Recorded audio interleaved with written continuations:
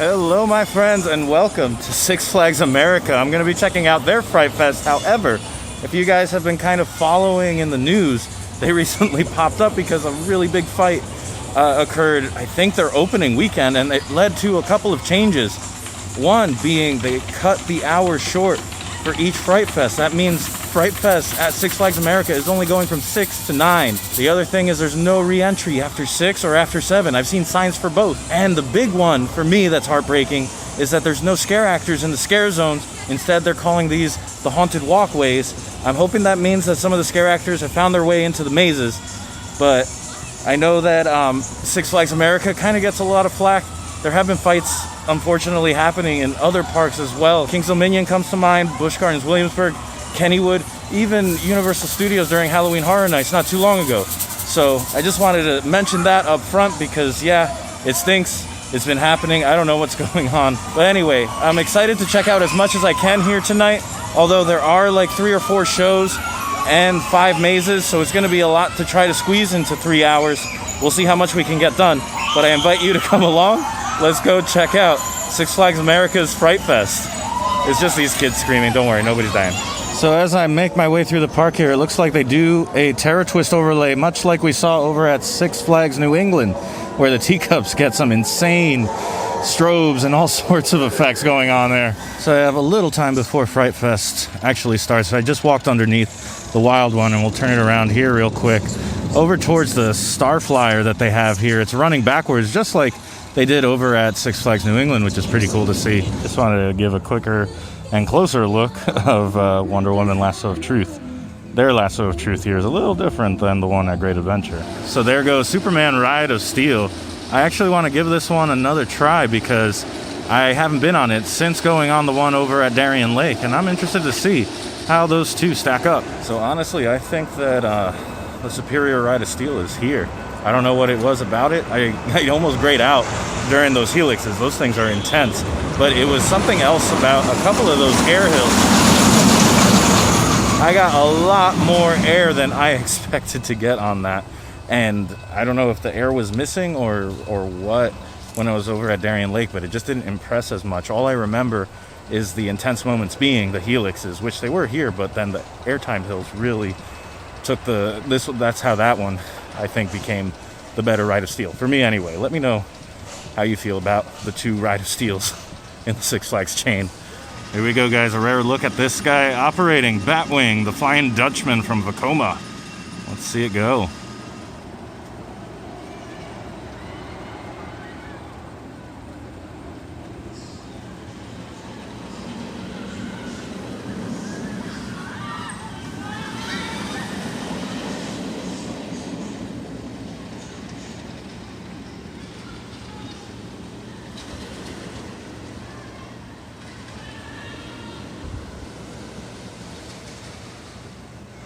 Alright, I just got 2 quick rides on Batwing.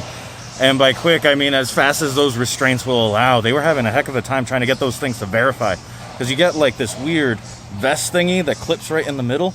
And then there's a bar that comes down to kind of keep your legs in place. But most of what's doing the work is that vest. And I was like, there's some give to it that I was not happy about. Yeah, that ride, other than coming out of the station because your head is resting on the train, there's a lot of rattle and you're like, ah. But while going through it, oh man, it's insane. To go through that big loop that's there somewhere on your back, oh my gosh, it feels just wild. It is crazy. And then in addition to that, the amount of times that you kind of barrel roll, it feels so cool because you're on your back and then you go into it. It's such a unique experience. I know there's one other of these, I think down at Carowinds, but I will ride this thing anytime I see it open. It's just such a unique experience. Currently in line here for Reaper Railways, which is about to open. This is where they do a full haunt overlay of their train, and I heard about them doing this last year, but unfortunately I couldn't make it due to recovering from my surgery. So I'm excited that I get the opportunity to do that now. So we're waiting to get on the Reaper Railway, and I noticed something very odd or unexpected is that there's a row of scare actors sitting right there. I don't know what to make of that, but I'm assuming that I'm not going to be able to film the experience. So if not, you'll see me very shortly. So it looks like it's going to drop off those scare actors. I have no idea. I guess we'll catch it on the way back, but It's been a solid 20 minutes now. Finally, after about 10-15 minutes, it's finally back around. Oh, and that's terrifying. So yeah, it's taken about a half hour to get on this thing. And after 45 minutes, looks like maintenance is here for some reason. Just getting done, it was about like a 10-minute experience or so. So all said, getting in line at 6:30, now it's about like 7:20, 7:25. It almost took a whole hour to experience that. In general, I think the execution was a little off. There were a couple really cool moments. One part where you're going alongside another train, and then the scare actors are popping up from there, and you're in very close proximity to them. And then towards the end, there's this tunnel that you go in where there are a couple scare actors, but they just dump fog into that little tunnel, and it's crazy. But there's not a lot in between. There's just kind of peppered throughout a couple of scare actors, and oh my gosh, I saw one of them try to run through the grass at the train, and he slipped and fell. I felt so bad. But either way, Reaper Railways, glad that I got to do it, but now I have a decision to make here because that ate up almost an entire hour of the event. So I'm going to try to hit all these mazes because I did get Express to try to experience all of those, and then I will circle back and hopefully see a show if I'm lucky. But let's see how this goes. It took me a second to find where this was. They do not have physical maps that they're handing out here. They only have a digital one that's super low res, and it was difficult to make out the logos across the whole map. But here we go with maze number 1. Just got through that first maze, and holy smokes, it was a lot longer than I thought it was going to be. It had a decent amount of scare actors, which I assume came from the scare zones. But 3, I got really lucky because I was sandwiched between 2 groups that were like, you know, when you already know they're an easy target because they're huddled and walking slowly. It was a group of 5 dudes in front, and then like 3 girls behind that were trying to shove their way past me, and eventually they did. But oh my god, they were such easy pickings that for me it was just like a show, just watching these scare actors go to work. Oh, that was amazing. There was one guy at the end just pleading to the scare actor to let him by, like begging, hands together, begging. All right, it's now 7:50. I just hoofed it back to where like Joker's Jinx is for the next maze. It's Haunting of Hall Manor, the Return of Eleanor. Okay, let's give this a whirl.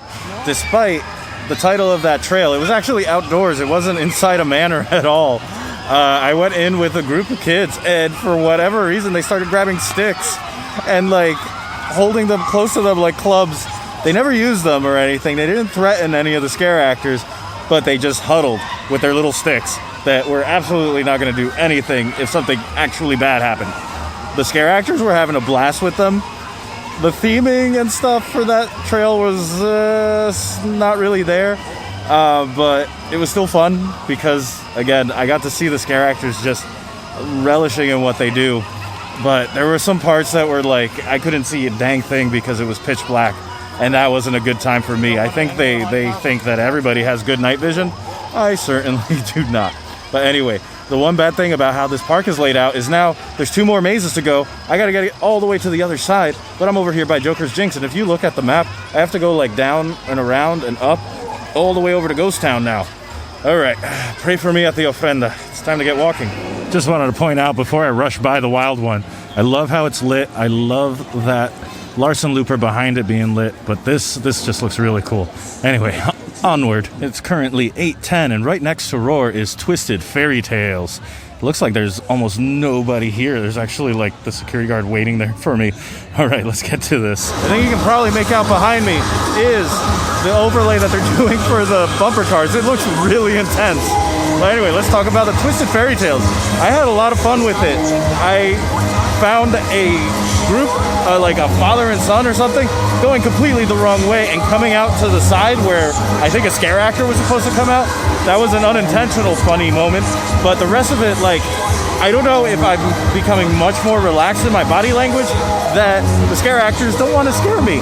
I'll give them a thumbs up because I see them, but I know that they're probably waiting for somebody else to get good. Like, I don't know, I laugh and I clap when I get scared, it's not like a big, scream, and I guess maybe the screams are a little more satisfying in their line of work. I have no idea, but I thought it was still a lot of fun. So here we are at the final haunted attraction of the evening that's here on offer at Six Flags Great Adventure, Total Damnation. I'm assuming I'm going to see some demons. Let's go find out if that's true. So Total Damnation, I didn't get one scare, unfortunately. I was pulsed with a decent enough group that I figured that I was going to get some scares, but I saw 2 scare actors maybe. The sets were pretty intense, very gory, and there was a lot of strobes, a ton of strobes. I can't stress that enough. It was starting to get fatiguing towards the end because it was a pretty long maze. I want to say I was in there for like 10 minutes. So yeah, that was probably one of the weaker ones that's here, but I had a lot of fun with the majority of them. So that was a pleasant surprise, even though it took a while. I spent about 2 hours getting through all of them. I did have the express. However, about an hour of that was spent mainly on the Reaper Railway. All in all, I think the mazes were generally a lot of fun. There was a lot of good moments. I got some really good groups that I was pulsed through with. So I can say that I had a pretty good night here. It was just, I felt so rushed. I'm taking my time here because there's 10 minutes before the Dead Man's Party here that's happening in the stunt show arena, which I thought was strange. I thought they would be on a stage like over in the other space that's over by like Harley Quinn, but I don't know. Let's check it out. Let's see what this is about. I've never seen another Dead Man's Party. So despite multiple warnings before the show started, there was still a ton of kids in the audience. Lots of, very fancy suggestive dancing. They left the slider out in front of the exit, by the way. That's what you're hearing in the back. But overall, the show was not quite what I expected in terms of having Dead Man's Party as a basis of comparison. It wasn't like pure dance. It did try to have like a storyline that I sadly could not follow all the way through. Seems like Dr. Fright was upset because somebody had murdered him, and then he came back, and I kind of lost track of what was going on from there. Did somebody poison him? I'm not sure. But dancing overall was cool. Girls were kicking butt. Otherwise, yeah, I thought it was a decent enough production. Well, I'm glad I got to check out at least one show, and it was Dead Man's Party. But unfortunately, this event, like I said at the top, it got cut short, and so I don't get to do all the things I normally enjoy doing, which is doing a lap, exploring all of the scare zones, breaking out the portrait lens, taking photos of the scare actors and showing them some love. I really wish I could have done that here, but unfortunately it just wasn't going to happen. The houses, I think I already covered that, but all in all, they were pretty decent. Hey, want to say hi? But anyway, guys, all that being said, I would say I had a really good time despite all the things that have happened before that affected tonight. Thank you so much for watching. I'll see you next time, and I hope you go make your own adventure. Bye.